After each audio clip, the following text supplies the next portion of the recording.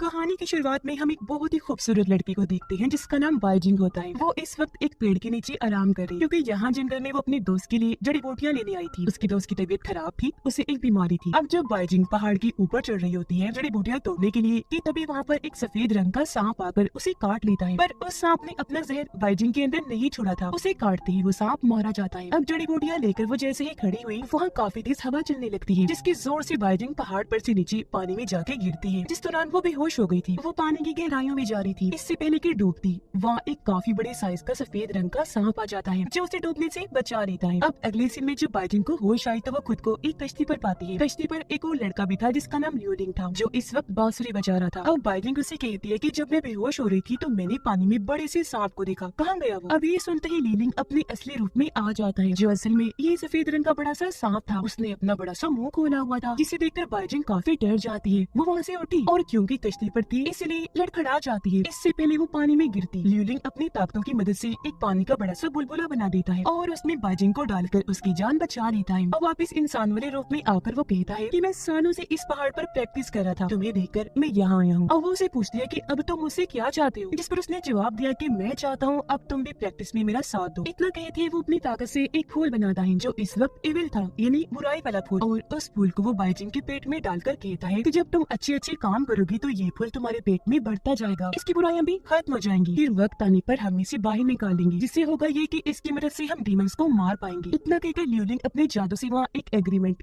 समझौते का पेपर लेकर आता है और उस पर बाइजिंग की उंगलियों के निशान ले लेता है ताकि कभी भी बाइजिंग उसे धोखा न दे सके। लेकिन इन बातों को फजूल समझकर बाइजिंग वहाँ से भागकर जंगल में आ जाती है जहाँ तभी कुछ डीमंस डंडों से बाइजिंग पर हमला कर देते हैं, वो भी एक साथ कई सारे। इससे पहले कि डंडे बाइजिंग को आकर लगते यहाँ उसका दोस्त आ गया, वो ही जिसके लिए बाइजिंग जड़ी बूटियां लेने गई थी। इसके पास परिंदे जैसी ताकत थी जिस वजह से ये उड़ सकता था, इसके बड़े बड़े पंख थे। वो सामने आकर इस हमले को अपने पंख की मदद से रोक लेता है। इतनी ही देर में यहाँ डीमंस खुद भी आ जाते हैं जिनसे वो लड़ने लगा। जो भी आगे आ रहा था ये उठा कर उन्हें दूर गिरा रहा था। वो लड़ने में मसरूफ था जिस वजह से एक डीमन बाइजिंग का बाजू पकड़ लेता है और उड़ाकर उसे वहाँ से ले जाने लगा। पर तभी यहाँ लियोलिंग आ जाता है। वो अपने बांसुरी से डीमन पर हमला करता है। बांसुरी लगते ही डीमन बेकाबू हो गया। वो बाइजिंग को छोड़कर वहाँ से भाग जाता है। अब वो नीचे गिरने लगी तब जल्दी से वहाँ लियोलिंग आकर बाइजिंग को बचा लेता है और वो उसकी गोद में आकर गिरती है। दोबारा से उसे देखकर काफी हैरान रह गई। जल्दी से अपने दोस्त के पास आई और उसे बताती है कि ये व्हाइट स्नेक है, सफेद सांप, जिसने जबरदस्ती मुझे एक एग्रीमेंट में फंसा दिया है। ये सुनकर बाइजिंग का दोस्त उससे पूछता है कि आप कौन है भाई और ऐसा कैसे कर सकते हैं किसी के साथ। अब जब लियोलिंग मुड़ के देखता है तो उनका चेहरा देखते ही बाइजिंग का दोस्त अपना सर नीचे कर लेता है क्योंकि असल में लियोलिंग स्नेक गॉड थी यानी सांपों की गॉड। अब हमें उन सभी डीमंस की रानी दिखाई जाती है जो दीवार की तरफ मुंह करके लेटी हुई थी। यहाँ तभी वो सारे डीमंस आती हैं और कहती है रानी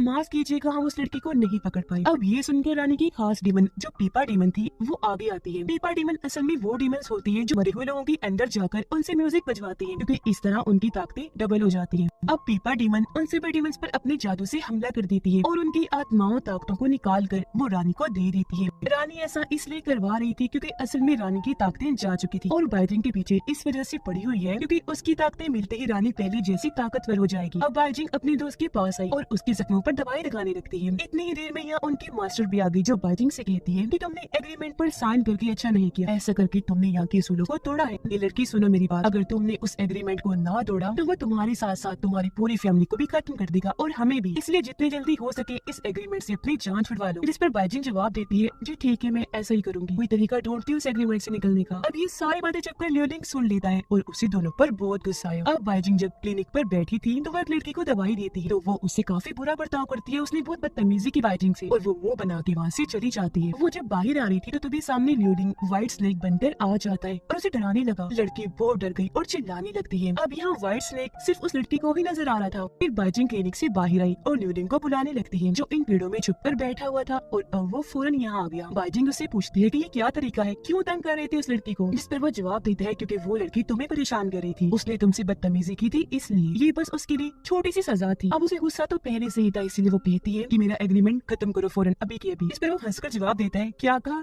एग्रीमेंट कैंसिल कर दूं? क्या समझती हो तुम ये कोई बच्चों का खेल है, नहीं हो सकता, जो मर्जी कर लो। जो कहकर वो यहाँ से चला गया। रात के वक्त बाइजिंग का दोस्त लड़खड़ाते हुए बाइजिंग के दरवाजे के पास आया और वहीं बैठ जाता है क्योंकि उसकी बीमारी बढ़ती ही जा रही थी जिस वजह से उसे बहुत तकलीफ हो रही थी। लियोलिंग मौजूद था जो उसकी हालत देखकर कहता है कि जो बीमारी तुम्हें है वो अंदर ही अंदर तुम्हें खा रही है जिस वजह से तुम जल्द मरने वाले हो। अगर तुम मरना नहीं चाहती तो पहाड़ों में बनी झील के पास जाकर दुआ मांगो जिसके बाद तुम्हारी बीमारी ठीक हो जाएगी। लियोनिंग उसका हाथ पकड़ता है, जिसके साथ ही बाइजिंग के हाथ में आग चलने लगी, जो देखकर दोनों ही काफी हैरान हो गई। बाइजिंग को तो कुछ समझ नहीं आई, पर लियोनिंग समझ गया कि इसके पास आग की ताकत है और ये जादू भी कर सकती है। इसलिए वो कहता है कि अच्छा हम कल से प्रैक्टिस करेंगे, मैं भी तुम्हें और चीजें सिखाऊंगा। अब जब ये दोनों खाना खा रही थी तो बाइजिंग ने खाने में जहर मिला दिया था और वो अपनी बातों में फंसाकर उसे खाना खिलाने की कोशिश करती है, पर यहाँ लियोनिंग समझ गया था। वो बाइजिंग से कहता है कि तुम्हें क्या लगता है, मुझे पता नहीं कि तुमने खाने में जहर मिलाया हुआ है। वो इस बात से हैरान हो ही रही थी कि इससे कैसे पता चला कि तभी उसके पेट में जोरों का दर्द होने लगता है। इस पर लियोनिंग कहते हैं कि मुझे पता था तुम्हारे साथ ये होगा। जब जब तुम एग्रीमेंट को तोड़ने की बात करोगी, तुम्हारे पेट में रखी फूल की वजह से तुम्हें हमेशा दर्द होगा। अब तभी बाहर पीपा डीमन आ जाती है, जिसे पकड़ने के लिए लियोनिंग फौरन बाहर चला गया, क्योंकि उसने महसूस कर लिया था। जिस चीज का फायदा उठाकर पीपा डीमन अंदर आ गई, जो बाइजिंग को पकड़कर वहाँ से ले जाने लगी। ये दोनों हवा में थे कि तभी उन्हें लियोनिंग देख लेता है। वो पीपा डीमन पर अपनी बांसुरी फेंक कर मारता है, जो जैसे उसे लगी पीपा डीमन पे काबू होकर बाइजिंग को छोड़ देती है। अब ऊपर से वो गिरने लगी, तब आगे आकर फिर से लियोनिंग ने उसे बचा लिया। अब जब मास्टर अपने महल में की तो तभी यहाँ गाँव का लीडर आता है और कहने लगा कि मेरी वाइफ की तबीयत बहुत खराब है,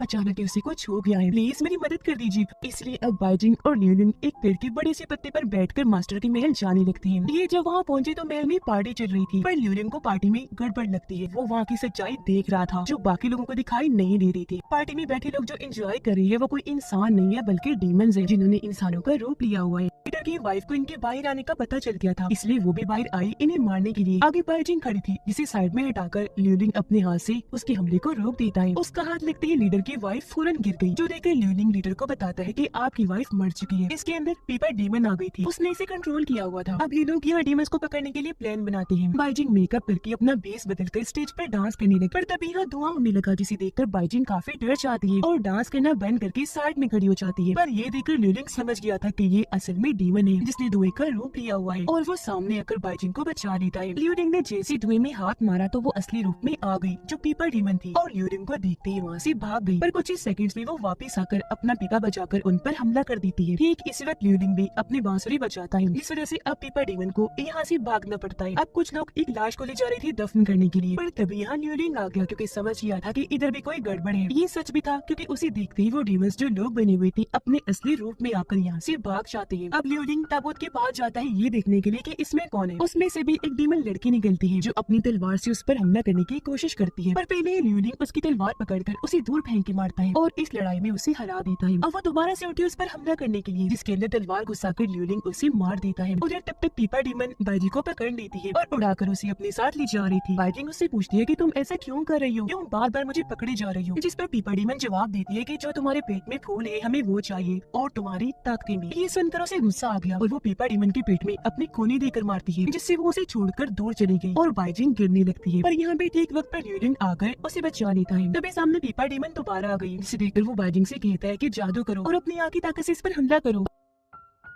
बाइजिंग सोच में पड़ गई कि क्या करूं, क्योंकि उसे भी जादू करना नहीं आता था। इस वजह से लियोनिंग उसके करीब आकर दोनों हाथ पकड़ लेता है, जिसे अब वो जादू कर पा रही थी। वो अपनी जादू की मदद से हाथों से आग निकालकर पीपा डीमन पर हमला कर देती है, जिससे वो काफी दूर जाती गिरती है। ये देखकर बाइजिंग खुश हो गई, क्योंकि आज पहली बार उसने जादू जगिया। पर पीपा डीमन अभी भी पास नहीं आती। वो अपनी ताकत से दोनों को हिप्नोटाइज करके अपने कंट्रोल में कर लेती है। फिर बाइजिंग के पास आकर उसे चाकू देते हुए कहती है कि ये लो और लियोनिंग को मार दो। अब जब वो उसे मारने के लिए आगे बढ़ी तो तभी उसे होश आ जाती है, इसीलिए वो अपने चाकू का रुख बदलकर पीछे की तरफ करती है और पीपा डीमन पर हमला करने की कोशिश करने लगी, पर उसे पता चल गया था और वो बाइजिंग का हाथ पकड़ लेती है। ठीक इसी वक्त लियोनिंग को भी होश आ गई थी, और क्योंकि पीपा डीमन उसे डरती थी इसीलिए दम दबाकर वहाँ से भाग जाती है। अब डीमंस की रानी आज बहुत गुस्से में थी, क्योंकि उसके डीमंस बाइजिंग को पकड़ ही नहीं पा रही थी, इसलिए वो अपने सांपों से डीमंस पर हमला करवा कर उन्हें मार रही थी। ये देखकर बची हुई डीमंस काफी डर गई, रानी के आगे झुक जाती है और कहने लगे, रानी जी हमें एक और मौका दे दीजिए, अब की बार अपना काम कर देंगे। जो सुनकर अब रानी का गुस्सा थोड़ा ठंडा होता है। उधर बाइजिंग का दोस्त जब अपनी प्रैक्टिस कर रहा था तो उसे महसूस हो जाता है कि बाइजिंग किसी मसले में है, इसलिए वो फौरन उसके पास आ गया, जिसे देखकर बाइजिंग काफी खुश हो गई। अब जब ये तीनों गाँव आई तो बाइजिंग देखती है कि डीमंस के जहर की वजह से यहाँ की लड़कियों के चेहरे पर इन्फेक्शन हो गया है, जो अपना मुंह छुपाकर चल रही थी। यहाँ बाइजिंग उनके इन्फेक्शन को ठीक करना चाहती थी। अगली सुबह एक बच्चा इनके पास आया, कहता है कि प्लीज मेरी बहन को बचा लीजिए, क्योंकि उसके अंदर डीमन है और उस डीमन ने हमसे दुल्हन मांगी है। मुझे ये टेंशन खाई जा रही है कि अब मैं दुल्हन कहाँ से लाऊं भला। ये सुनकर वो दोनों बाइजिंग की तरफ तरफ देखने लगी, जिससे वो समझ गई कि मुझे क्या करना चाहिए और बच्चे की बहन की जान बचाने के लिए वो दुल्हन बनने को तैयार हो जाती है। फिर वो दुल्हन की तरह तैयार होकर डीमन के पास गई। डीमन उसे शराब पिलाता है, जिस वजह से बाइजिंग बेहोश हो जाती है। फिर जैसे उसे होश आई तो मदद के लिए वो ल्यूलिंग को यहाँ बुलाती है, जो अपने सांफरे रूप में आता है। उसे देखते ही डीमन उससे लड़ने लगा, पर अब यह शराब की नशे की वजह से बाइजिंग कुछ देर के लिए अपने असली रूप में आ जाती है। पता चला ये असल में बाइजिंग एक गॉडेस देवी है, जिसे सालों पहले हेवन यानी जन्नत से निकालकर जमीन पर भेज दिया था, क्योंकि वो अपने गॉड की बात नहीं मानती थी। अब ये देखकर कि बाइजिंग गॉडेस है, सारे ही काफी हैरान रह गए और उसे देखते ही रह जाते हैं। जिसके फौरन ही बाद वो वापस अपने दुल्हन वाले रूप में आ जाती है और उसे अपने पास्ट माजी का कुछ भी याद नहीं था। अब डीमन उसे बड़े गौर से देख रहा था। कहता है कि तुम मुझे मिल ही गई, अरे तुम्हें तो मुझे चाहिए थी, जो कहकर वो आगे बढ़ा। ल्यूलिंग उसके इरादे समझ गया था, इसीलिए वो बाइजिंग के आगे आकर डीमन को मार देता है। तभी यहाँ पीपा डीमन भी अपने साथियों के साथ आ जाती है और बहुत सारे हथियारों से दोनों पर हमला करवा देती है। पर ल्यूलिंग तलवार आगे करके अपनी ताकतों से हमले को अकेले ही रोक लेते हैं, जो देखकर पीपा डीमन अब जादुई तीर से उन पर हमला करती है, जिसे ल्यूलिंग रोक नहीं पाता और तीर उसे लग जाता है।